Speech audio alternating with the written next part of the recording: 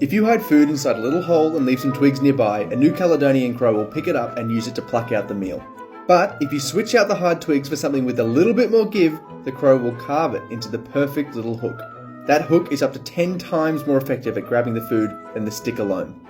Give one of these crows a hidden U-shaped glass with food out of reach in the middle, and it figures out to drop rocks into the correct side to make the water level go up, an ability that rivals that of a 5 to 7 year old child. That's a direct quote from the researchers who discovered they can do this. Their eyes see an unusually wide vision for birds, and their beak is super straight, both of which let them grasp and see tools right in front of their face, just like our eyes and nose do.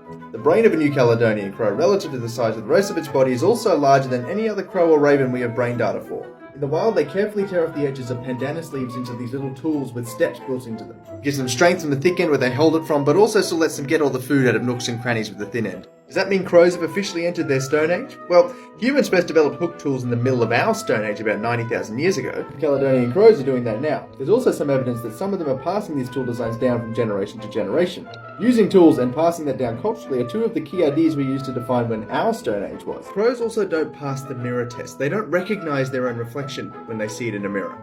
Also, this U-shaped water test thing, they probably don't actually understand what's going on under the box here. They just know if they put a rock in this one and not this one, the food goes up. The reality is, New Caledonian crows are this smart because it helps them in their unique ecosystem. They only live in New Caledonia, an isolated island in the middle of the Pacific where there are no woodpecker-type birds. That leaves a whole bunch of insect life available to whoever can get it, and New Caledonian crows have learned how to make and use tools that help them get at all that available food. That's why it's really only these New Caledonian crows and maybe Hawaiian crows that have learned how to do all these cool tool tricks.